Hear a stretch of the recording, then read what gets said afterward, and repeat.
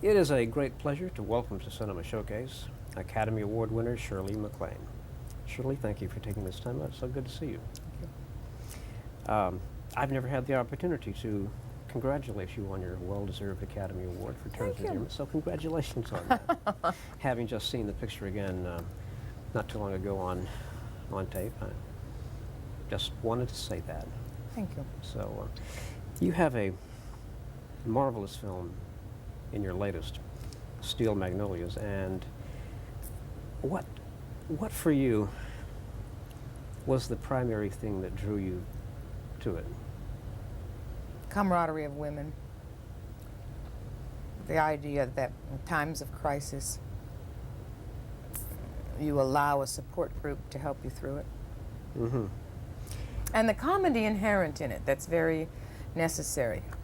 You know, comedy relief is an ingredient in life that Sure. is necessary.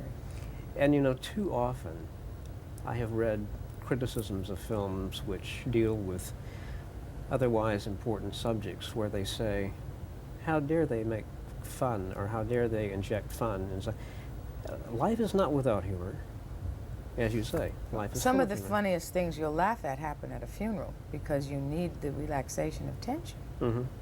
Mm-hmm. It just could be that life itself is a black comedy.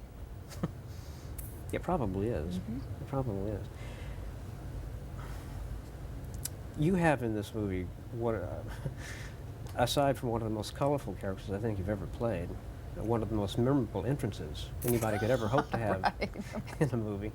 From a purely technical point of view, an actress looking at a script, did that character just sort of leap out at you? Mm-hmm. Oh, sure.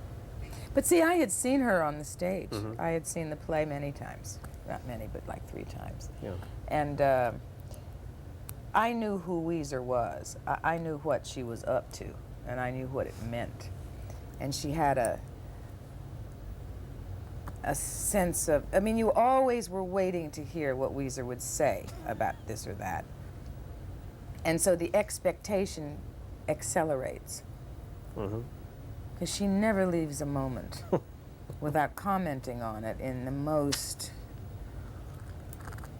you know, devastatingly unchivalrous way. If there's a final word to be said, she will say it. Yeah, and she'll always have the final word. It's her survival. Maybe that's why everybody lusts after this character, because she does what no one else has the smarts or the courage to do. When she says, I'm not sick, I have just been in a bad mood for 40 years, we'd all really like to say that, you know? Mm-hmm. But we'd somehow feel blasphemous if we did. Yeah. And she tells this girl to take her Bible and shove it where the sun doesn't shine, you know, which we'd all like to do sometimes too.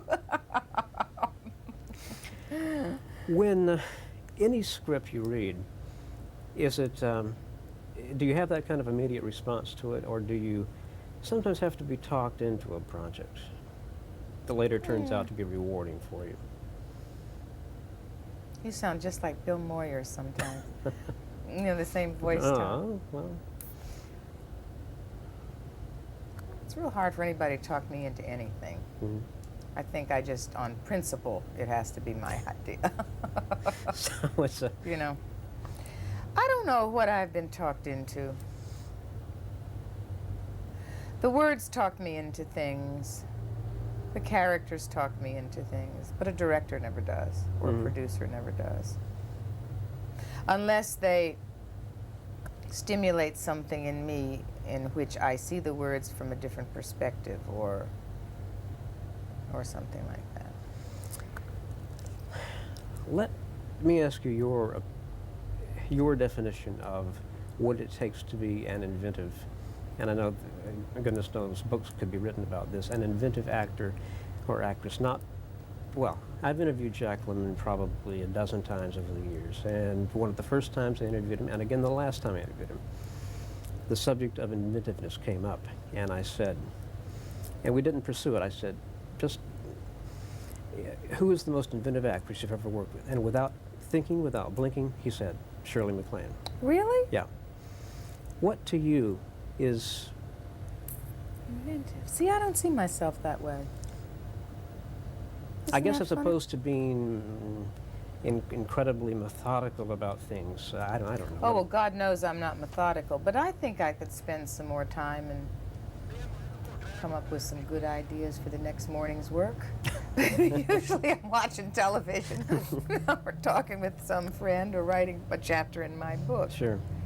I don't spend a lot of time, and I don't mean to be cavalier about this, I don't spend a lot of time on the character. I think because once I get there and I'm with my partner and I'm on the set with the crew and the director and the script, I let it all happen at the moment, some feeling like that. Now that's maybe could be translated as inventive. Mm-hmm.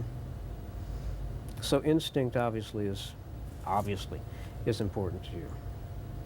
Is that what you would call it, instinct? Yeah. Could be. It could be also the, Well, I guess also instinct can be called talent. or maybe it's the trust and surrender to the moment. Mm-hmm. I don't know. I'm beginning to think in different concepts these days than I used to. Is it a comfort for you, or you use whatever word you want, to work with a director you've worked with before, like you made of course, a memorable film with Herbert Ross in Turning Point, and again on this one. Is that a good feeling? It is a good feeling if you like them. If you don't like them, with me, it probably wouldn't happen twice. But Herbert, you know, he's this old shoe dancer. We're dancers. We're ex-gypsies. Face it, that's what we are. He comes from, I think, the Bronx, and I come from the chorus. And, God, there is a whole canvas of psychological and philosophical feelings and attitudes that go along with the pain and the masochism and the sadism, self-inflicted, that happens to you in a rehearsal hall over 10 or 18, 20 years, which is where we come from. And there is that unspoken recognition in each other. I mean, Herbert can be outrageous. So can I. And there is still that knowledge that you will once again put that shoe on. Right. It's different, you know. Dancers are different. Well, it certainly worked out with this time. We are out of time, and I want to thank you for your films, for your philosophy, for your books, for everything. It's been a delight talking to you. Thank you, thank you.